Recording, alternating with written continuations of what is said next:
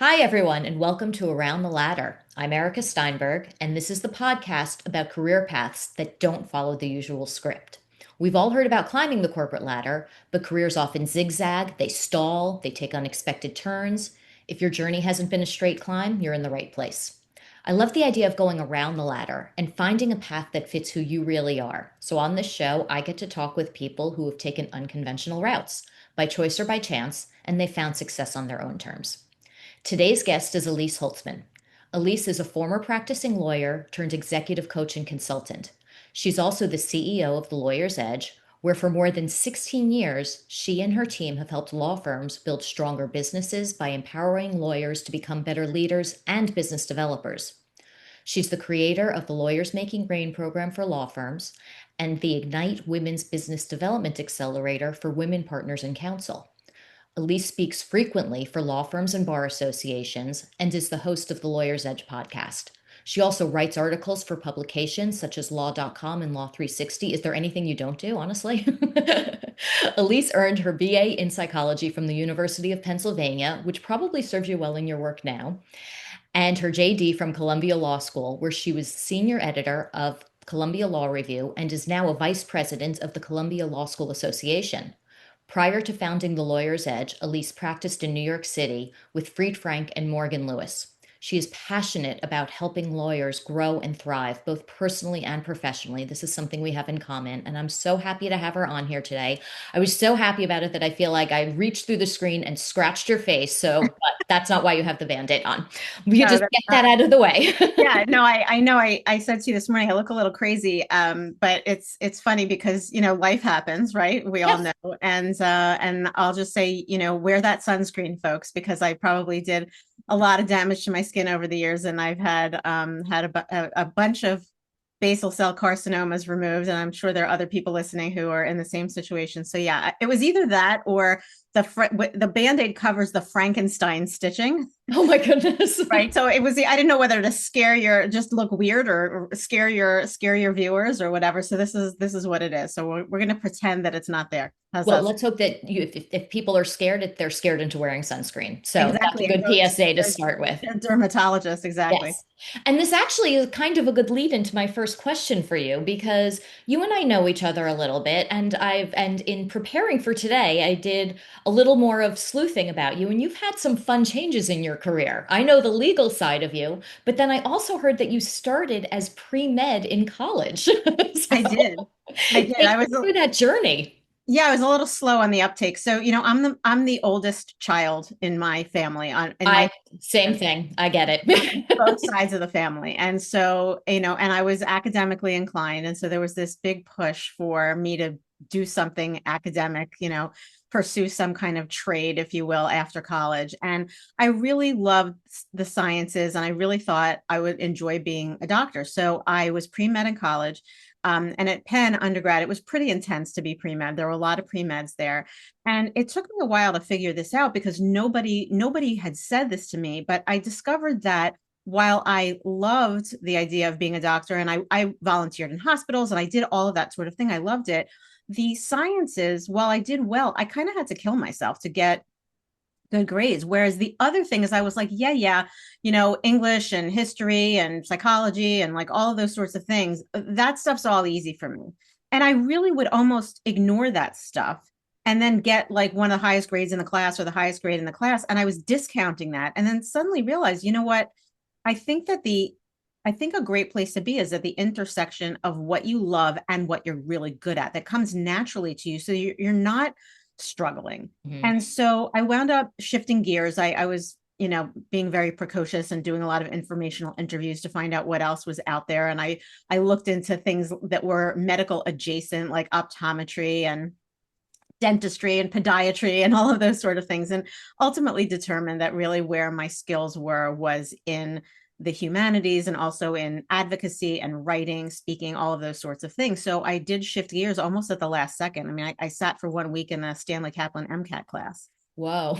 They made the mistake of giving me the physics exam, and that one almost pushed me over the edge. So that's how I wound up in law school, honestly. And it was really the best career move for me. Well, I mean, a happy mistake that you ended up getting the physics exam first because you might not have taken this path. And I feel like it has been I mean, I've listened to your podcast. I feel like what you're doing now is so what you're meant to be doing that I'm glad that you followed that path. I know that you had the practice, you practiced law at two very high-powered, prestigious law firms in New York City. Let's skip past that for a moment. What was the spark behind launching the Lawyer's Edge? Like, what need did you see that you knew that you could fill? I'm not sure I was that forward looking.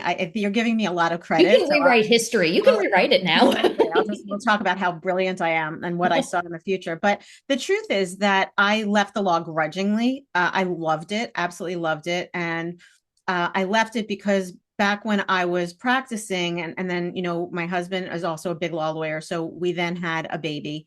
This was a very long time ago. And the whole thing just became untenable, right? There was no such thing as part-time. People were just starting to talk about it. It was very much frowned upon. But the law firm, my second law firm, said, we want you to stay and we'll try to make this work for you. And so they tried part-time with me, and it was 40 hours a week for 80% of your salary. So that gives you an idea, right? Of what they were looking for. And I did it for a while, but the whole thing just became crazy. I mean, again, my husband was doing a lot of litigation at the time. I was doing a lot of transactions. I was running hundreds of millions of dollars of deals because I was the most senior associate in the practice group. And so ultimately I decided that this thing just didn't work, and I stepped back. So Mhm. I was home with kids for a while. I wound up, after the first one, we had two more. And it was at that point that I decided I needed to figure out what I was going to be when I grew up. And, people have listened to me on other podcasts. They know the story. I joke that I was so crazy. I was running every, synagogue fundraiser and school fundraiser, like it was going to be reported on the front page of the Wall Street Journal, and they were going to do an IPO overnight or something like that. I mean, I was insane. And so ultimately I had to channel that into something that was professional. And I found out about executive and leadership coaching by reading a book. I mean, I started reading, if you go to the self-help section of the bookstore, or you go Yeah. to the career section of the bookstore, I was reading anything I could get my hands on to see what was out there. And I learned about coaching, and I really did have this moment where I thought, here we are again, the intersection of everything I love and what I think I'm good at. And I love the idea of helping other people pursue and land on what was going to be right for them, helping them pursue career success, and thought that this is something that I could be good at. Hmm. And so I wound up pursuing a certificate in executive and leadership coaching. And that's a whole other story there. There's an international coach federation and accredited programs and all of that. So I did that. And that's kind of how the whole thing started. Now, when I first graduated from that program, I had no idea what I was going to do with it. I was like, okay, great. I'm now a coach. I can coach anybody. Where was I getting clients? Who were going to be my clients? And so it took me maybe a year and a half to figure out that I really did want to work with lawyers, because I knew that there were so many things that lawyers could use support on. They're such hard workers. They're so devoted to what they're doing. Hmm. And yet there was not a lot of help out there for them. Now there's a tremendous amount of support. But there certainly wasn't when I first got started, because I've been doing this for, I don't know, 17 plus years at this point. Yeah, I mean, and of course you have a lot of street cred with lawyers because you walked the walk, talked the talk, everything. So that seems natural. Was was there a mindset shift or an identity shift for you moving from practicing law, which is, you're in a certain kind of environment, especially at the firms that you were in, um, to coaching lawyers? Like, did you have to navigate that? Is it maybe I'm making it up in my mind that it might have been a little bit jarring and it wasn't? I think for me, it was a little bit jarring. I was a little nervous, actually. This sounds really weird. Really? I was a little nervous to tell my parents. Oh, I thought you were going to say you were nervous about the work. No, I wasn't nervous about the work at all. Like, I love the work. I felt really confident about the work. But when I first decided to pursue coaching, I was a little nervous to talk about it. It was like, well, what do you mean? We helped you, excuse me, achieve these goals and go to law school and all of that stuff. And, you worked at these big, fancy, schmancy law firms, and now you're going to be a life coach. Like, I just think, nobody really knew what it was back then. I mean, Yeah. I remember getting a message on my voicemail once, which I don't even know if it was voicemail. It might have just been an answering machine. But I got a message once from a local reporter in New Jersey who wanted to ask me something about something that happened in athletics out here in New Jersey with a university or a high school or something like that, because they saw that I was a coach That's and they hysterical. thought that I was some kind of athletic coach. So it took me a while to get past the idea that I had had this high level education, that I had been working at these high powered firms, and that I was suddenly holding myself out as something that back then people weren't totally sure what it was. Yeah. But I very quickly decided that this was really the right path for me. And then I had the good fortune of really starting to work with all lawyers. And so many of them in very sophisticated practices, doing sophisticated work and having the kinds of challenges that I wanted to help them navigate, or the kinds of opportunities that I wanted to help them leverage on.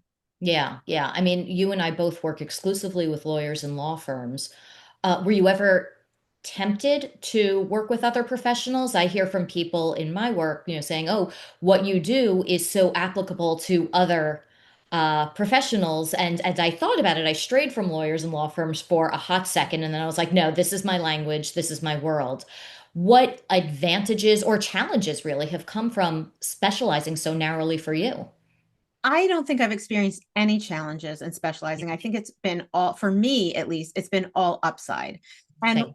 and I think there are a few reasons for that. One is I just love the work. I love the profession. I totally understand the education that people have had and the education that they have not had, more importantly Yeah. for lawyers when it comes to things like business development and leadership. And so I say this for the benefit of anybody who's thinking about specializing in some area of what they do. I think that people hire experts. And you and I both know that this is true. People hire experts who understand their world. They speak their language. I don't speak corporate speak to lawyers. I speak law firm speak, and it Mhm. makes sense to them. I understand the educations they have. As I said, I understand the experiences they have. And so I'm really able to dive into whatever it is that they want to be talking about very easily. They don't have to explain things to me. And so I think that I have had a lot of credibility in the marketplace because of my background in the law, and then also over time develop the credibility because of the work that I do. It's not that I don't think other people can do what I do if they haven't practiced law or they haven't worked inside of a law firm, right? There are several coaches, one on my team who's not an attorney but worked for many years in business development and marketing at a law firm. So, but it's not that I don't think that people can help others if they haven't been in the same profession. But I do think that there is a lot of benefit to simply understanding what that world looks like. And so for me, not only has it been fun and I just love it, but it also has been from my own business development perspective, it's really given me the credibility and attracted people to me who I'm meant to work with. Yeah, yeah. I mean, I don't know about you, but when I tell people that I have been working with lawyers and in law firms for 30 plus years, they're shocked. And they're even more shocked when they hear that I love it. Yeah, And I mean, people are surprised by it, but I really, it's interesting. It's different every day. You meet very driven and intelligent people who are working on incredibly interesting work. right. So to me, in the same boat as you. I've found it to be all upside. The more I've niched down. For sure. And I have had people say to me, same as you, well, you could help accountants and you could Yeah, help architects and engineers, anybody who is in a professional sort of practice. And the truth is I can. Many of the principles that I teach, many of the things that I work with my clients on are transferable to other people who are doing yeah, other things. And yet there are 1.3 million lawyers in the United States alone, plus all the lawyers in Canada. I do quite a bit of work in Canada as well, and worldwide. That there's a lot more work that I can do in this profession, and I'm happy to kind of stick with it. wonderful. I'm glad. I'm glad.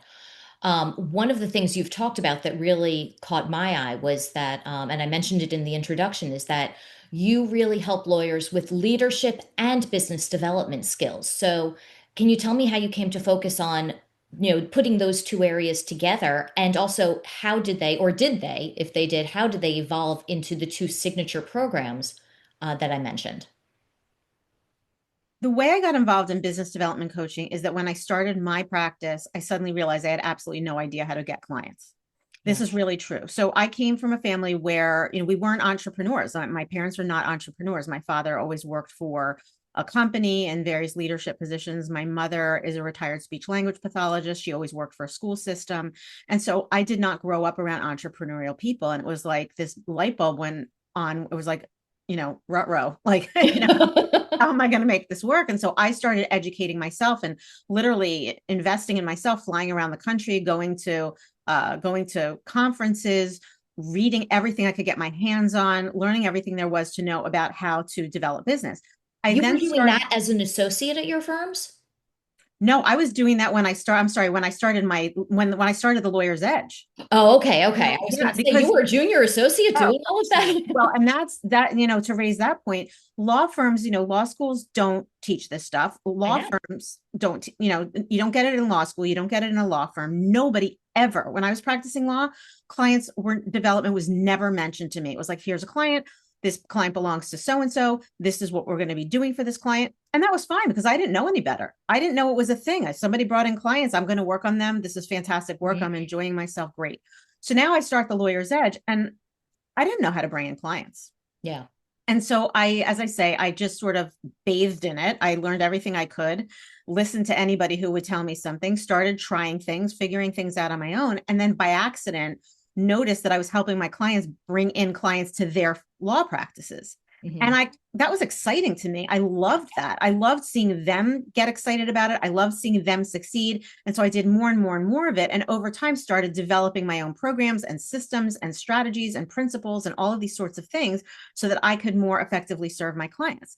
I then started realizing that when people in the law start to worry about or think about business development, I need to bring in clients so I can make partner, or I've made partner and now I need to bring in clients so I can support my firm or earn higher compensation or whatever it is, that their roles are really changing, right? They were doing really good work as an individual contributor at the associate level. Then they start to make counsel or partner or whatever that looks like, and they're moving ahead, and their skills are the skills that are required for them to be successful, to step confidently into these roles are changing. So the business development and the leadership development, the growth as a leader tends to happen around the same time. So then I started thinking about how can I help my clients do both of these things at the Hmm. same time? What are the skills, the behaviors, the mindsets that rainmakers and leaders need to cultivate in themselves in order to step into these roles and then to be successful there? That's the genesis of doing both of those things Yep. and creating programs that enable people to say, oh, okay, now I see how I can pivot at this point in my career and start to develop some of these things, shift some of the things that I'm doing so that I can continue to grow in my career and not just rely on the stuff that used to work for me in the Yeah. past, because those things are not always the same. We're not going to throw out the baby with the bathwater. If you've been doing things that are helping you be successful early in your career, some of those things you're going to hold on to, but you don't want to get so stuck in them that you can't actually move to the next level. Yes, yes. And in thinking about a couple of questions, but I want to stick with the Ignite program, because I spent a lot of years working in-house in big law firms, and we had uh, robust, at some firms, it differed, but in most cases, robust women's programs. And one of your areas, of course, is focusing on women lawyers. Have you noticed over the years that you've been doing this, or maybe even before you started the Ignite program, have you noticed recurring themes in your work with women partners in counsel? No question about it. So, as I said, when I started, there was really no support, right, Yeah. for anybody, Yeah. and or women. And so when I left the practice, I looked around and there were no women in top levels that I could relate to. There were one or two. I didn't work with any of them. They were in different practice groups and they didn't necessarily talk, they weren't necessarily talking to anybody. And I respect that. I mean, I think they had a rough time getting where they got, to the extent that there were women partners back then in big law, it was Mhm. very challenging for them to get there. So I didn't feel that I had role models. There was no such thing as a women's initiative. We know a lot of firms have women's initiatives. Some of them are getting rid of them, but I think, a lot of firms still have them. There was no such thing as the women's section of a bar association or a women's bar association, like the National Association of Women Lawyers, or, for example, the New Jersey Women Lawyers Association, of which I'm a member. And so, and there were no coaches. There was no such thing as a coach. So I didn't feel that I had anyone to talk to. In today's world, there are all of those things exist. And so there are tremendous resources out there now for women. At the same time, so a lot of change has happened. A lot of things have gotten easier for women. Have People have been catering more to some of the issues that come up for women lawyers, but a lot of things don't change at the same time, right? And so part of what I think a recurring theme is the ways in which women and men, or boys and girls, let's say, are socialized.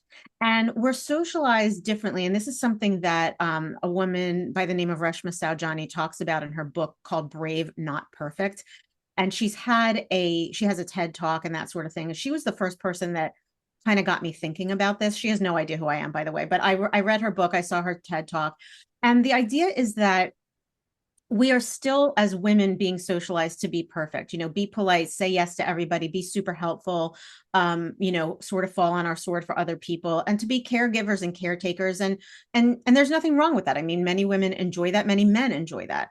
Whereas men tend to be socialized more to jump off the top of the monkey bars and get dirty and take risks and try new things and not worry about what other people think. And so one of the themes that I've noticed is that and not all women, obviously, but for many women, the drive to do such a good job and to be perfect and to be earnest and to help everybody else is extremely strong. And so that's actually helpful to us early in our careers.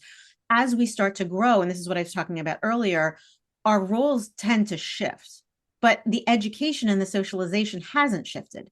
So it can sometimes be difficult for women to step into those leadership roles where maybe they have to do things that are unpopular. Maybe they have to be a little bit more selfish about getting where they want to go. Maybe they need to speak up about things that they haven't been willing to speak up about before because maybe somebody's not going to like it. And so there are a lot of things that I think that happen as we advance in our careers that require us to be thoughtful about it and to undo a little bit of the learning that we've done in the past. Also, we've been graduating women from law school at the rate of 50% for about 30 years. I graduated before that 30-year period ago, and my class was about 50% women, which was a little bit of an aberration. It was kind of a blip because the classes on either side of us were about a third, but our class was 50%, and it was showing, sort of lighting the way. This is what's going to happen. So we've been graduating women from law school at the rate of 50% for 30 years. But if you look at senior leadership positions, you look at management committees, you look at equity partners, you look at partners, you don't see those same percentages. And so for me, for the longest time, people would say, oh, well, I work only with women. And I thought, well, why would anybody do that? Like, I love working with everybody. I've worked with men and women and been fortunate to do that. But I did see a need in the marketplace for it. And then when I started working with women's groups, I just realized how unbelievably fun it is. I mean, it's a different vibe in the room. Women are very, very open with each other, and we'll talk about anything, and we'll, be very transparent with other women, because first of all, they're in general, great at building relationships. And second of all, they're okay. They don't think that it's, if they admit that they don't know how to do something, or they admit that they're afraid of something, they view it as helping other people, and other women respond very favorably to that. So we have some very deep conversations in some of these women's groups that I know for a fact that mixed groups or groups of men are not having. So I have enjoyed doing that work. And I think that it is valuable sometimes for some women to be in a room with other women so they can have these conversations. Yeah. I mean, it sounds like by having these groups, that the work that you're doing and the work that, well, not the work that everyone in the group is doing together, could be creating a ripple effect that we didn't see before. When I first started in law firms, on the business side, on the marketing side, I also met a lot of women partners who had fought tooth and nail to get to where they were. It was very hard and challenging for them. And now I feel like now there are more women helping women. And so by going through your program, I wonder what that ripple effect could be of these women partners in council as they work with the women associates and the female and the male associates, all of the associates really. I wonder what that could be. Exactly. Yeah, I love that idea. I mean, I would love there to be a ripple effect. I think there is. I mean, one of the things that I've seen is the women in my groups really reaching out to help one another. They're, Mhm. giving each other referrals and making office space available. Hey, if you're in my city, come do this. I think that they start to recognize that being a bit compassionate, a bit more compassionate is actually going to be kind of a superpower. And so I do think that it does help them to reach down, if you will, to the younger generation and to teach them some of the things that they're learning that no one taught them. And so that's what I hope the ripple effect will be, is that people are talking about these things and turning the light bulb on for younger people when it comes to how you can develop yourself, both personally and professionally. Yeah. And also maybe being open to what the younger generation wants to teach you. There are certain things I spoke with somebody on the podcast recently. A woman, she is probably 15 to 20 years younger than I am. And one of the entries on her LinkedIn is wife and mother, full time, no end date. And I brought up, I said, I was so surprised that you had that on your LinkedIn. I mean, I grew up in the time when you went to interviews and you took off your wedding band. You didn't Yeah, talk about we your would children. never, no, we would We never never acknowledge that part of our lives. yeah, I mean it was definitely not a good thing to do. We were afraid to do it. We were taught not to do it. We had to leave our personal life at the door of the Mhm. office. Many people felt that way, and so that is changing. It's not always perfect, it's not always easy, but I think that's true. That people are, it's great for us to learn from them. And one of the things that I do talk to people about and do trainings and workshops on is generational differences, and that's a huge issue in the workplace right now. So that's a whole other podcast episode, Yeah. but I do think it's important for people across all differences, regardless of what the differences are, to be talking to each other. And personality differences is something I work on with lawyers. Generational differences is something I work on with them. And this is powerful stuff. And so I do think that putting people in groups and getting them talking to each other can be very powerful for a lot of reasons. One, training them, teaching them, having them feel that they have this support to stay in the profession and to knock it out of the park, whether it's business development related, leadership development related, understanding the business of law. There are so many things that we can be doing to talk to one another, collaborate with one another, so we're not operating in the traditional silos that lawyers have operated in. Yeah. And, speaking of younger lawyers and younger generations, have you seen trends with regard to firms investing in training their young lawyers? I feel, like you said, it used to be that you weren't taught anything. This is not taught in law school, and a lot of firms didn't have training programs, and you were never taught how to market. Now I see the largest firms and a lot of mid-sized firms also have full departments or at least a few resources dedicated to training lawyers. Are some firms still resistant to that, even if they have the programs? Like, what do you think is behind that resistance? There's definitely some resistance to it. I think a lot of it is generational. For some firms, it's also economic, True. because it can be expensive Hmm. to add in training or coaching, whatever it may be, for your attorneys. But when law firms see it as an investment, they do a lot better. So one of the issues that's coming up in the legal profession a lot right now, and I suspect in other industries as well, is talent attraction and talent retention. Yeah. So it's very, very expensive when somebody leaves your firm to try to go out into the marketplace and hire someone new, in addition to potentially paying headhunter fees or whatever it may be. There's a lot of lost time in getting someone up to speed and being able to bill all of their hours and that sort of thing. So there are lots of different expenses associated with that. And there are also morale issues, right? Not just financial expenses, but other expenses from the culture perspective and all of that. So law firms are very focused now on talent retention. And that involves, especially in the younger generations, people want to be invested in. The people that raised these folks, the younger millennials and Gen Z, we invested in our kids, right? To the extent that we were capable of doing so financially. They played little league and they took trumpet lessons, and we got them a baseball coach if they needed it, and we got them the tutor if they needed it, and all of those sorts of things. And so they're used to being invested in. They love learning. They want to advance in their careers, and so they're open-minded and curious for the most part. We didn't have any of that. And so some of the older generations, and many of those people are in leadership roles, are still sort of chuffed, if you will, by the idea that we're supposed to teach these people. I mean, we figured it out ourselves. Yeah. Why can't they? And, I'm not a training program. I'm a law firm, for heaven's sake. And why do I have to do this? Having said that, so that's an old approach, right? It's a more traditional approach. But to your point, many, many law firms, certainly the largest ones, and even ones that are smaller than that, are starting to see that. And so I am getting asked more and more by smaller and mid-sized law firms to come in and do some of these programs with them, so that they are not just making the initial investment in hiring people, but they're making a long-term investment by teaching them and training them and coaching them and supporting them in many different ways, so that they can create the cultures that they want to create. And that does things both for them retaining their people and having the kind of culture they want, but also attracting the kinds of clients that they want.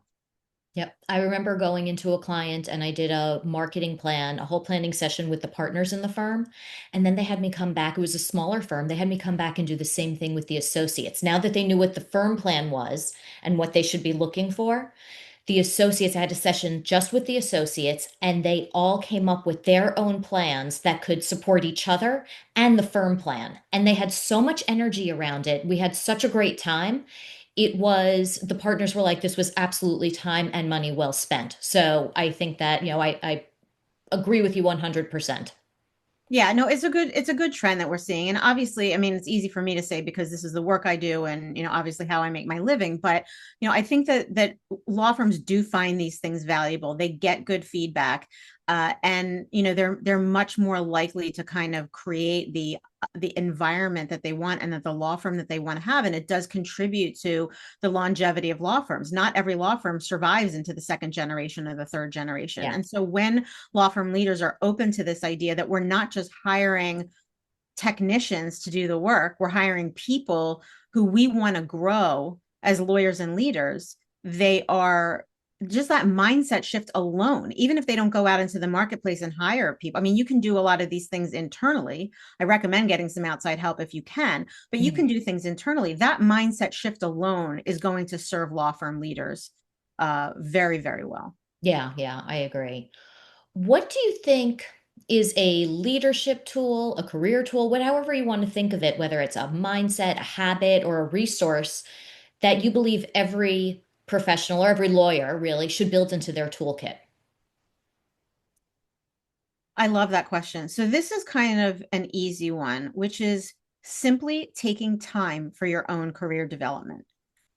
As lawyers, we are driven by the almighty billable hour, even if we're doing something that is considered alternative fee arrangements, flat fees, even if you're on contingency, whatever it may be, but we are driven by the billable hour at some foundational level. And so what I think happens is that lawyers work so hard that they typically throw their own ambitions under the bus simply because they don't feel that they have time to focus on it. Because if I sit down and I take an hour to look at my career, what do I want to learn? What do I want to improve this year? What are my goals for 2025, 2026, whatever it may be? That's time I'm not working. That's time maybe I'm not going to the supermarket or spending time with my kids. It can sometimes feel like a quote unquote waste of time. And going back to this idea of an investment, it is my thought process, and I have seen this, that it is an investment of time. Imagine if you took 2 hours every quarter. I'm talking about 8 hours a year. You took 2 hours every quarter to sit down and think about and map out, what do I want to have happen this year? So let's say you're an associate and you say, you know what, by the end of or the middle of 2026, I want to make sure that I have both taken a deposition and defended a deposition. That's it. Those are just two things I want to do. And I'm going to go out of my way to talk to all the partners and let them know that I think I'm ready for this and find the right matter to work on. By the end of that time, you will have done something that if you hadn't taken that time to think about, you might not have accomplished. So I think that that's the simplest thing you can do, is simply create power hours for yourself, where you sit down and you think about what you want for your career and what you want to have happen this quarter, next quarter, and in the next year. I also work a lot on having partners do something similar. Sometimes it's about business development or leadership development, but creating those power hours where you're sitting down and you're working on aspects of your career that don't involve grinding work out and creating a billable hour with respect to a client. Yeah. And what's amazing is that you talk about 2 hours per quarter, 8 hours per year, and people probably think, oh, I can't possibly get anything meaningful done in that time, but you can. You can. You can get a lot done in that time. Yes, because it's not only those hours. Then when you say, okay, I've decided that I'm going to join this organization because I want to grow my network. Now you're going to say, okay, you know what? I'm going to take 15 minutes. I'm going to look at the website. I'm going to see what the dates are for their next things. I'm going to make sure that it's on my calendar and show up at these events and meet people. Now in the spaces, you're taking action on the things that you've decided that you're going to do in those 2 hours per quarter. So and it doesn't have to be 2 hours per quarter. It could be an hour a week. I mean, imagine that, an hour a month. But those simple things where you can find a way to fit those in can do so much. You don't want to look up in 3 years, 5 years. It goes by so quickly. And I know I sound like an old lady when I say this. I guess if the shoe fits, you know what I mean? But I've been around the block a few times. And look, the older you get, the faster the time goes. And so I think that you can even look back. I remember, saying to people, oh, that was 5 years ago. And then I realized, there's also pandemic time, right? Yeah. Where you think something happened 5 years ago and it actually happened 8 years ago. The time goes by so quickly. So invest in yourself. That's the message here, because when you start investing in yourself, other people will step in to help you.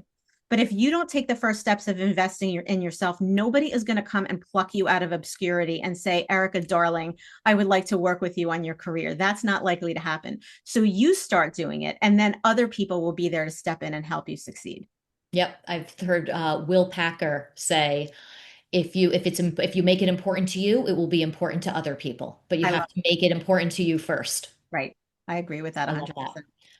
So we're almost at the end of our time, but I do have a question for you. If you could go back and give advice to your younger self when you left Big Law, what would it be? And would you listen? Advice to myself when I left Big Law.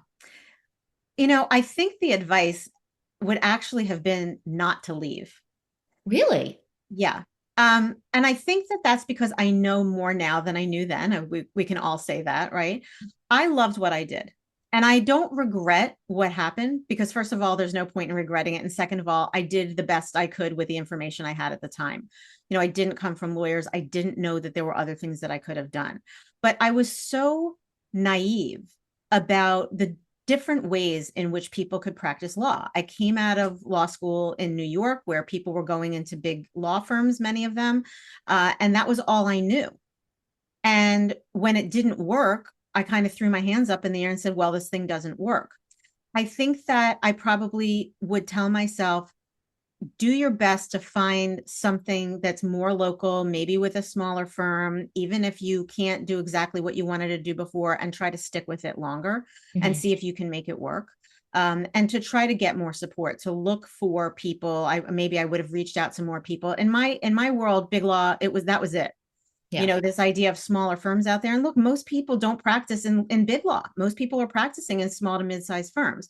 And so I think that's the advice that I probably would have given myself, was to do a little bit more research, to get a little bit more support, to learn a little bit more about what the possibilities were.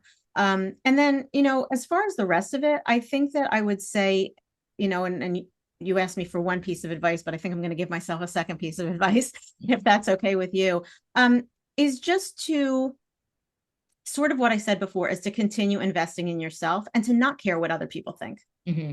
Right. I think that's certainly how I was raised. I worried about what other people would think. You're putting on certain airs so that other people think you're doing things this way or that way. And look, we all have to do that. We all have to fit into society and behave appropriately. But at my stage of life, I know that what I'm doing is a good fit for me, for my family, for what I want to do in the future. If other people don't think it's a good fit, that's okay with me. It doesn't bother me. And so I think that just investing in myself, not worrying about what other people think, doing what I think is right for me, I think I would have done that even earlier than I Yeah. did. Yeah. And imagine, just imagine. I mean, I firmly believe that people hear things at the right time. So hopefully somebody is hearing your words now and Right. can, and might make a different decision based on the path that you've already walked. I hope so. I hope so. So we'll have links to your website, LinkedIn, your podcast in the show notes. But before we sign off, please tell us how people can work with you individually and in groups, because I would love to get the word out. Thank you. Yeah, I would love that. So the best way to reach us is you can email me at Elise at thelawyersedge.com or reach out to us at hello at thelawyersedge.com. Visit us online, visit me on LinkedIn. But yes, we do work both with individuals in coaching and in groups. And so if you just reach out to us, you can fill out a form on our website and we always get back to you right away and find out what it is you're looking for. And listen, if we're not a good fit for you, like we're not pushy at all. So if we're a good fit, then we'll tell you we think we're a good fit and tell us how we can all tell you how we can work together. And if we think we're not a good fit for you, then we're going to try to get you to the right place. And so just use us as a resource if you think we might be able to be helpful. Wonderful. Elise, thank you so much. It's been such a pleasure. We've had several conversations, and as usual, this one does not disappoint. I'm so glad that you were able to come on. Me too. Thank you so much, Erika, for having me. That is it for this episode of Around the Ladder. Remember, there is no one right way up. So take your detours, make your moves, and keep carving your own path. And if you enjoyed this episode, please share it with a friend or a colleague who is taking their own unconventional journey. And see you next time. Thanks.